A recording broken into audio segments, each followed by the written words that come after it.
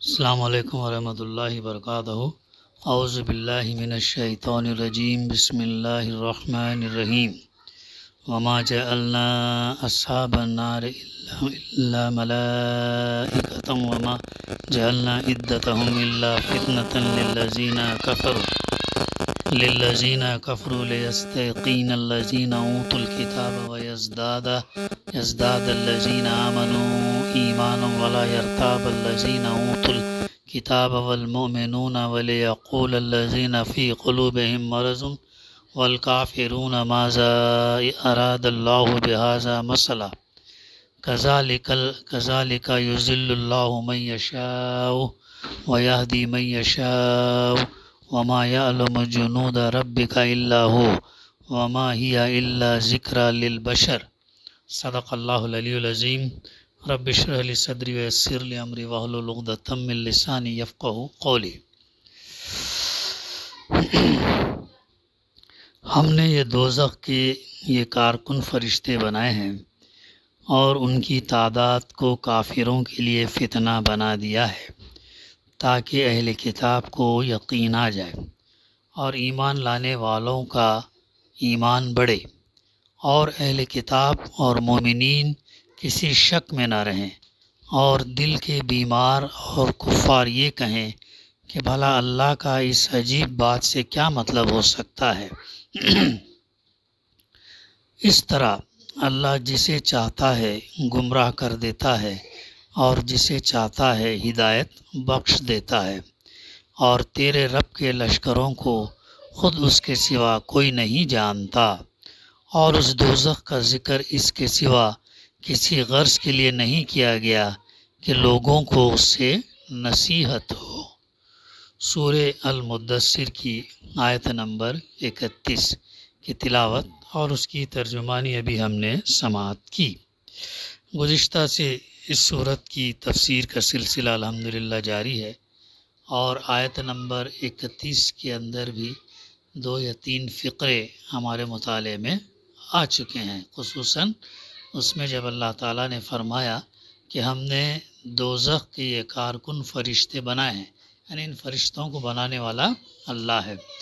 اور ان کی تعداد کیا ہے؟ کافروں کے لیے فتنہ ہے، ان کے لیے فتنہ ہے۔ یہ وہ مذاق اڑا رہے تھے کہ جو ہم ان سے نپٹ لیں گے، ایک پہلوان نے تو 17 سے نپٹنے کا تذکرہ کیا، تو ایسی بات ہوئی نہیں چکی۔ ایک فرشتہ تمام انسانوں کو یہ کرنے کے لیے، کنٹرول کرنے کے لیے کافی ہو سکتا ہے۔ اللہ نے پتہ نہیں کیسے کیسے صلاحیتیں اللہ تعالیٰ نے ان کے اندر دیے ہیں کہ ان کی تعداد کو کافروں کے لیے فتنہ بنا دیا تاکہ اہل کتاب کو یقین آ جائے۔ اب بعض اہل کتاب کو یقین آ جائے، بعض تفسیر ہے مفسرین نے اس کا یہ مطلب بیان کیا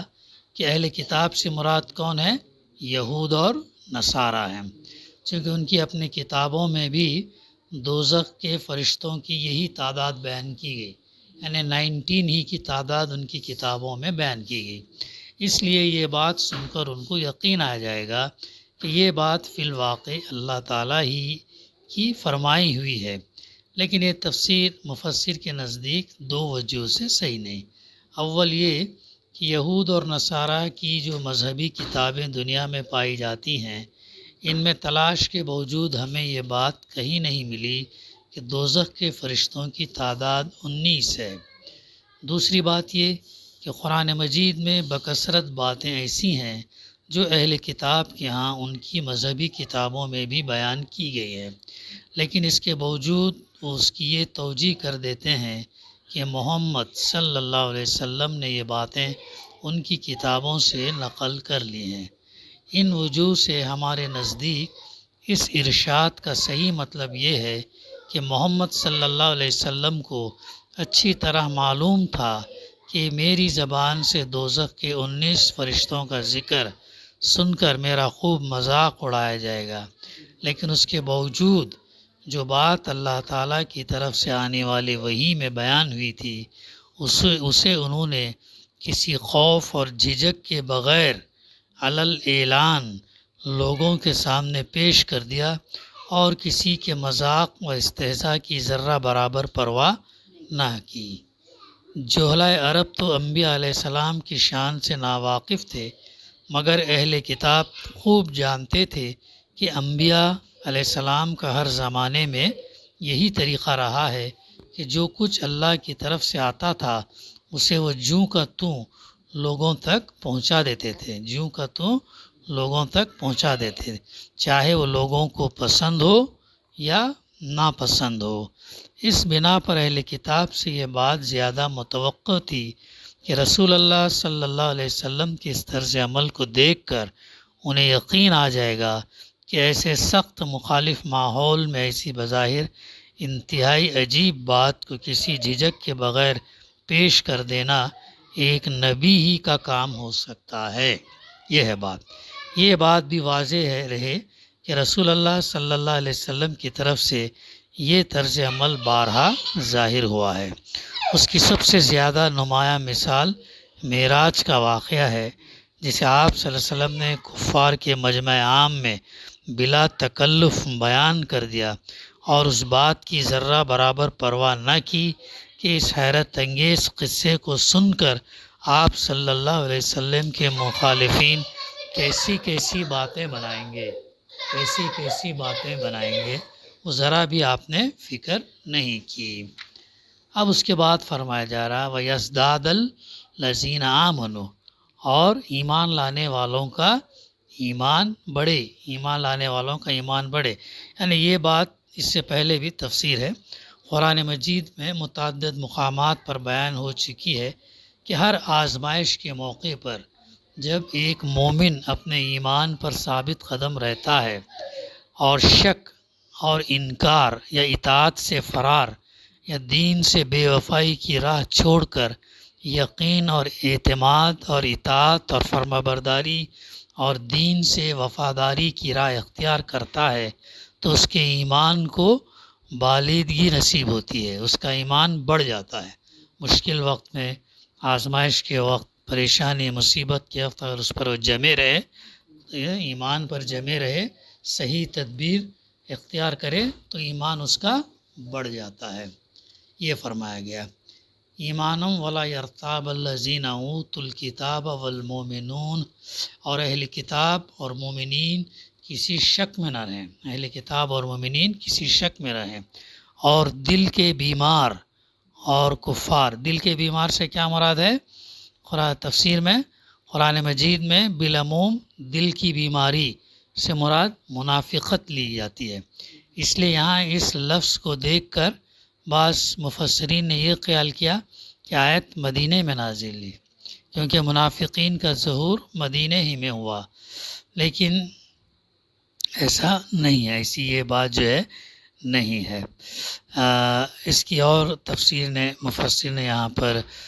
اس کا تذکرہ کیا ہے۔ اب بیماری سے مراد کیا ہے؟ تو اس کا جواب یہ ہے کہ اس سے مراد شک کی بیماری مکے ہی میں نہیں، دنیا بھر میں پہلے بھی اور آج بھی کم لوگ ایسے تھے اور ہیں جو قطعیت کے ساتھ اللہ، آخرت، وحی، رسالت، جنت، دوزخ وغیرہ کا انکار کرتے ہوں۔ اکثریت ہر زمانے میں انہی لوگوں کی رہی ہے جو اس شک میں مبتلا رہے ہیں کہ معلوم نہیں اللہ ہے یا نہیں، آخرت ہوگی یا نہیں، فرشتوں اور جنت اور دوزخ کا واقعی کوئی وجود ہے یا محض افسانے ہیں، اور رسول واقعی رسول تھے اور ان پر وحی آتی تھی یا نہیں۔ یہی شک اکثر لوگوں کو کفر کے مقام پر کھینچ لے گیا، یہی وجہ سے لوگ جو ہے انکار کی طرف گئے، شک کی وجہ سے جو ہے یہ ہوا، ورنہ ایسے بیوقوف دنیا میں کبھی زیادہ نہیں رہے جنہوں نے بالکل قطعی طور پر ان حقائق کا انکار کر دیا ہو، کیونکہ جس آدمی میں ذرہ برابر بھی عقل کا مادہ موجود ہے وہ یہ جانتا ہے کہ ان امور کے صحیح ہونے کا امکان بالکل رد کر دینے اور انہیں قطعاً خارج از امکان قرار دینے کے لیے ہرگز کوئی بنیاد موجود نہیں ہے۔ یہ اس کے دل کے بیمار کے تعلق سے تفسیر تھی۔ پھر آگے فرمایا وَلِيَقُولَ الَّذِينَ فِي قُلُوبِهِم مَرْضٌ وَالْكَافِرُونَ مَاذَا أَرَادَ اللَّهُ بِهَذَا مَثَلًا، اور کفار یہ کہیں کہ بھلا اللہ کا اس عجیب بات سے کیا مطلب ہو سکتا ہے۔ اللہ کا یعنی اس کے معنی یہ نہیں کہ اسے اللہ کا کلام تو مان رہے تھے مگر تعجب اس بات پر ظاہر کر رہے تھے کہ اللہ نے یہ بات کیوں فرمائی، بلکہ دراصل وہ یہ کہنا چاہتے تھے کہ جس کلام میں ایسی بعید عقل اور فہم بات کہی گئی وہ بھلا اللہ کا کلام کیسے ہو سکتا ہے، یہ دراصل ان کا ڈاؤٹ تھا۔ اس طرح کذالک، اس طرح یضل اللہ من یشاء و یہدی من یشاء، اللہ جسے چاہتا ہے گمراہ کر دیتا اور جسے چاہتا ہے ہدایت بخش دیتا۔ یعنی اس طرح اللہ تعالیٰ اپنے کلام یعنی قرآن مجید اور اپنے احکام اور فرامین میں وقتاً فوقتاً ایسی باتیں ارشاد فرما دیتا ہے جو لوگوں کے لیے امتحان اور آزمائش کا ذریعہ بن جاتی ہیں۔ ایک ہی بات ہوتی ہے جسے ایک راستی پسند سیدھا چلنے والا سلیم الطبع اور صحیح الفکر آدمی سنتا ہے اور سیدھے طریقے سے اس کا سیدھا مطلب سمجھ کر سیدھا راستہ اختیار کر لیتا ہے۔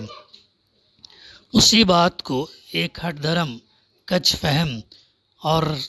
راستے سے گریز کرنے والا آدمی سنتا ہے اور اس کا ٹیڑھا مطلب نکال کر اسے حق سے دور بھاگ جانے کے لیے ایک نیا بہانہ بنا لیتا ہے۔ پہلا آدمی چونکہ خود حق پسند ہوتا ہے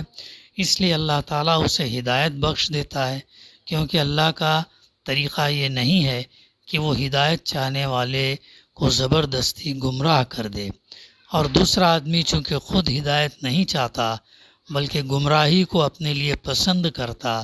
اس لیے اللہ اسے ضلالت ہی کے راستوں پر دھکیل دیتا ہے، کیونکہ اللہ کا یہ طریقہ بھی نہیں ہے کہ جو حق سے نفرت رکھتا ہو وہ اسے جبراً کھینچ کر حق کے راستے پر لائے۔ اللہ کی ہدایت دینے اور گمراہ کرنے کے مسئلے پر تفہیم القرآن میں بکثرت مقامات پر وضاحت کے ساتھ روشنی ڈالی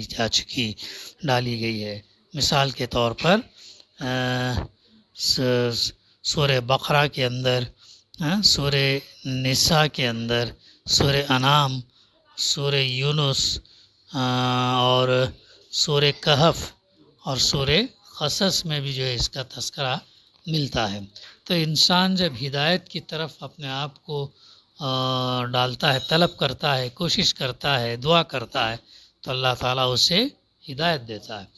اور جو ضلالت کی طرف جانا چاہتا ہے، جو ضلالت کو یہ پسند کرتا ہے تو اللہ تعالیٰ پھر اسے ضلالت کی راہ پر چھوڑ دیتا ہے۔ پھر تیرے رب کے لشکروں کو خود اس کے سوا کوئی نہیں جانتا، یعنی اللہ تعالیٰ نے اپنی کائنات میں کیسی کیسی اور کتنی مخلوقات پیدا رکھی ہیں اور ان کو کیا کیا طاقتیں اس نے بخشی ہیں اور ان سے کیا کیا کام وہ لے رہا ہے، ان باتوں کو اللہ کے سوا کوئی بھی نہیں جانتا۔ ایک چھوٹے سے کرۂ زمین پر رہنے والا انسان اپنے محدود نظر سے اپنے گرد و پیش کی چھوٹی سی دنیا کو دیکھ کر اگر اس غلط فہمی میں مبتلا ہو جائے کہ خدا کی خدائی میں بس وہی کچھ ہے جو اسے اپنے حواس یا اپنے آلات کی مدد سے محسوس ہوتا ہے، تو یہ اس کی اپنی ہی نادانی ہے۔ چونکہ آج ہمیں یہ بات سمجھ میں آتی ہے کہ یہ پوری کائنات اتنی وسیع ہے کہ انسان مشکل سے 1% 2% بھی اس کو سمجھ سکا ہے، سمجھ سکا ہے، حالانکہ آفاق کے اندر حیرت انگیز طور پر سفر کرنے کے باوجود، تو اگر یہ سمجھے کہ اپنے حساب دیکھے تو اس کی نادانی ہے، ورنہ یہ خدائی کا کارخانہ اتنا وسیع اور عظیم ہے کہ اس کی کسی ایک چیز کا بھی پورا علم حاصل کر لینا انسان کے بس میں نہیں ہے، کجا کہ اس کی ساری وسعتوں کا تصور اس کے چھوٹے سے دماغ میں سما سکے۔ تو یہ ہے تیرے رب کے لشکروں کو خود اس کے سوا، اللہ کے سوا کوئی نہیں جانتا، اور اس دوزخ کا ذکر اس کے سوا کسی غرض کے لیے نہیں کیا گیا کہ لوگوں کو اس سے نصیحت ہو، لوگوں کو اس سے کیا ہو، یعنی لوگ اپنے آپ کو اس کا مستحق بنانے اور اس کے عذاب کا مزہ چکھنے سے پہلے ہوش میں آئے. یعنی یہ تذکرے اس لیے اللہ تعالیٰ کر رہا ہے تاکہ انسان جو ہے اپنا ہوش میں آئے اور اپنے آپ کو اس سے بچانے کی فکر کرے. اس دوزخ سے، اس آگ میں جانے سے جو ہے انسان بچنے کی فکر کریں. اسی وجہ سے اللہ سبحانہ و تعالیٰ جو ہے اس سے نصیحت کرتا ہے اور بار بار تنبیہ، وارننگ جو ہے کی جاتی تاکہ انسان اس سے نصیحت حاصل کرے. دعا ہے کہ اللہ سبحانہ و تعالیٰ ہمیں کہنے سننے سے زیادہ صحیح سمجھنے اور اس پر عمل کرنے کی توفیق عطا فرمائے. اللہ تعالیٰ ہمیں اس دن کے عذاب سے بچا لے اور اپنی امان میں اللہ سبحانہ و تعالیٰ رکھے. ربنا تقبل منا انکا انت السمیع العلیم وتب علینا انکا انت التواب الرحیم. صلی اللہ تعالیٰ علی خیر خلقہ وعلی آلہ وصحبہ اجمعین. الحمد للہ رب العالمین.